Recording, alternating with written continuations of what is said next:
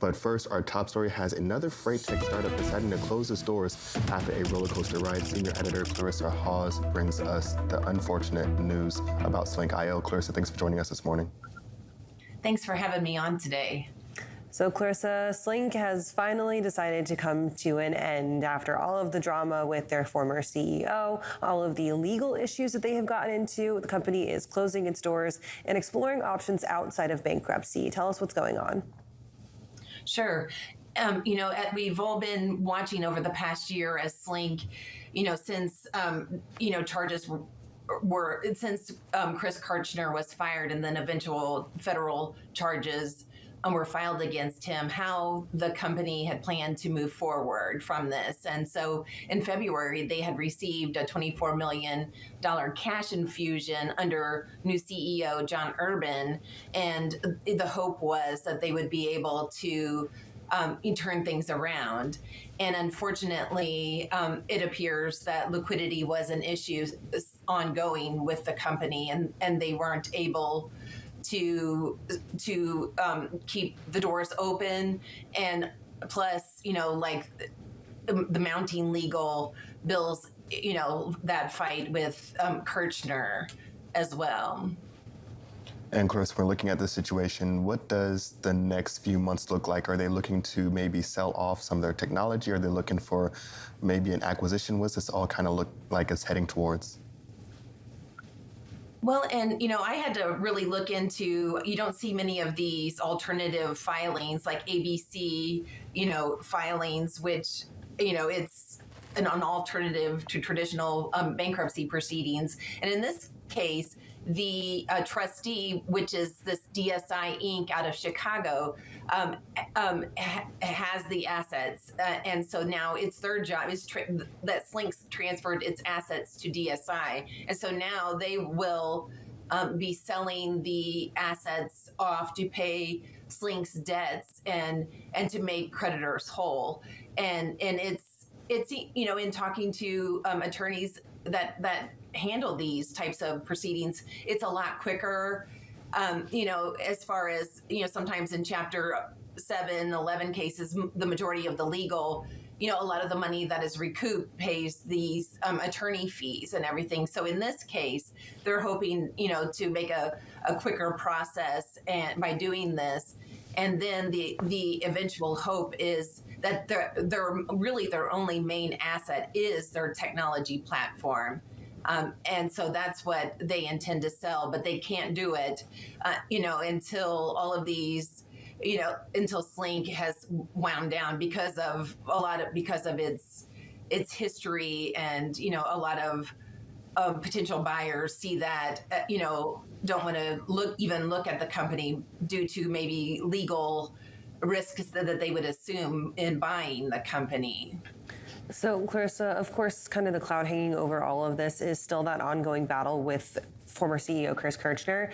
Is there any case where Slync itself, the company, is a plaintiff in one of these cases? And if the company goes under, does that now lead to the case maybe being thrown out? Or is Kirchner simply being the defendant in situations where it's criminal and not necessarily civil between the company and him? Right. And in Kirchner and his attorneys argue that there was an indemnification clause in his contract that would protect him or would provide him with legal fees in event of certain circumstances, involving lawsuits filed against Slync. But it doesn't outright say, that in cases of criminal cases, he is still, he still has. Hasn't gone to trial yet. But there was some confusion in the court documents in Kirchner's recent filing against Slync that his counsel, that John Urban allegedly told, Kirchner's team that Slync would pay for the legal fees and to, send him the logistics of it. But that 3 weeks later, he allegedly walked back that statement and said, no liquidity issues are forcing us, to not be able to afford that. We simply don't have the cash on hand to do that.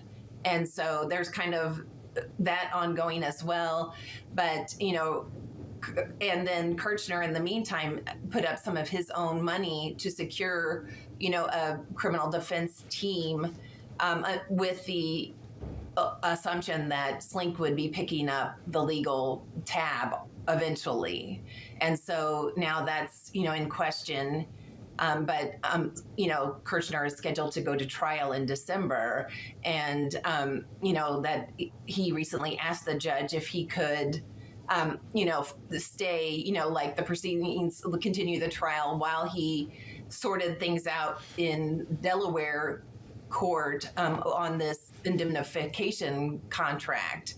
And but the judge said no, that the trial is scheduled to proceed as scheduled. So it's an interesting case and one we've been following for quite a while now. It's definitely been an interesting situation and a twisting road. Clarissa, can you go over some of the variables that led up to this overall conclusion or ending of Slync IO? Sure.